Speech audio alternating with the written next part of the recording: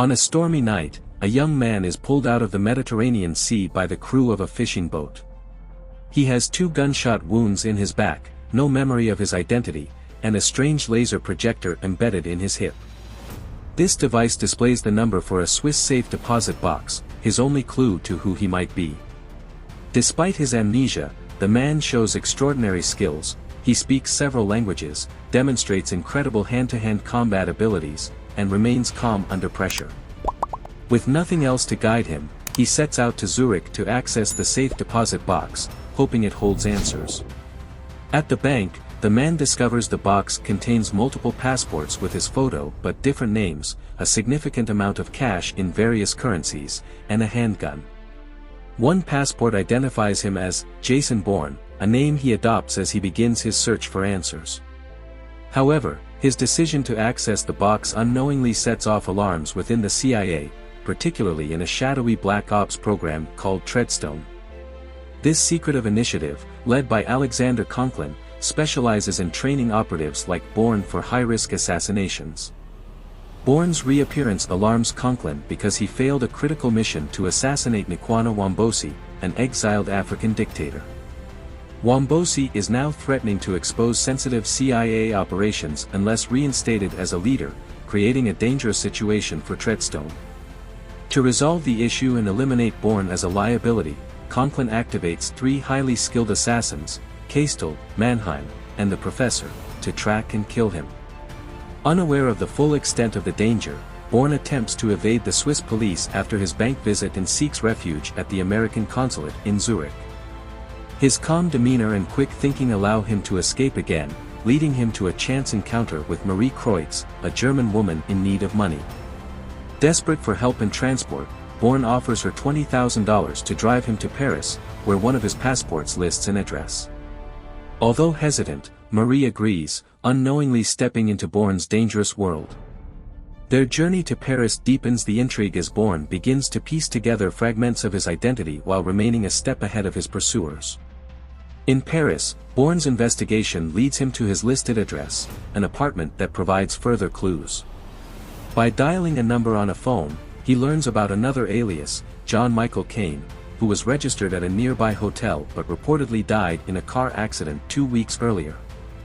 However, before Bourne can uncover more, he is ambushed by Kastel, one of Treadstone's assassins. Bourne's combat skills kick in, and he defeats Kastel in a brutal fight.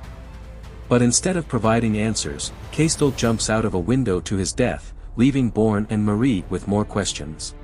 The incident rattles Marie, especially when she finds wanted posters of herself and Bourne. Though frightened, she chooses to stay with him, drawn by his calm demeanor and a growing sense of trust. Meanwhile, Conklin deals with his own challenges.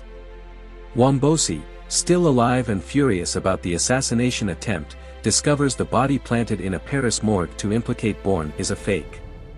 He threatens to expose the CIA's activities, prompting Conklin to send the Professor to eliminate him. Wambosi's assassination adds another layer of complexity, as it ties Bourne's mission and Treadstone's operations closer together. As Bourne's memories begin to resurface, he realizes his connection to Wambosi. Flashbacks reveal that as John Michael Caine, Bourne infiltrated Wambosi's yacht to carry out the assassination. However, when he saw Wambosi's children present, Bourne hesitated and aborted the mission, a decision that led to him being shot during his escape. This failure branded him a liability in Treadstone's eyes, setting the stage for their relentless pursuit. Seeking safety, Bourne and Marie flee to the French countryside and take refuge at a farmhouse owned by Marie's relative, Damon. Their brief respite is interrupted when the Professor tracks them down. In a tense confrontation, Bourne uses his resourcefulness and quick thinking to fatally wound the assassin. Before dying, the Professor reveals their shared connection to Treadstone, giving Bourne critical insights into the program. Recognizing the danger he brings to those around him, Bourne sends Marie and Amon's family away, determined to confront Conklin and end the chase. Using the Professor's phone, Bourne contacts Conklin and arranges a meeting. However, when Conklin arrives with backup, Bourne outsmarts him by planting a tracker on his car, following it to Treadstone's Paris safe house. There, Bourne confronts Conklin and logistics technician Nicolette Parsons, demanding answers about his identity. Conklin reveals that Bourne is a Treadstone operative, a $30 million weapon designed for covert assassinations. Bourne's failure to complete his mission made him a liability, prompting Treadstone's relentless pursuit. Bourne declares his resignation and warns Conklin not to follow him. When agents storm the safe house, Bourne fights his way out, leaving Conklin to face the consequences. Conklin's actions ultimately lead to his demise, as he is killed by Mannheim under Abbott's orders.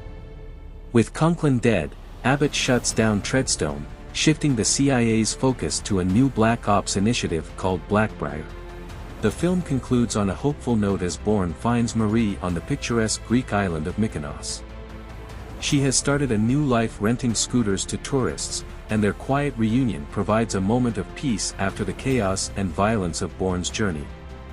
The Bourne identity combines intense action, a deeply human story of self-discovery, and themes of morality and redemption, establishing itself as a landmark in the spy thriller genre.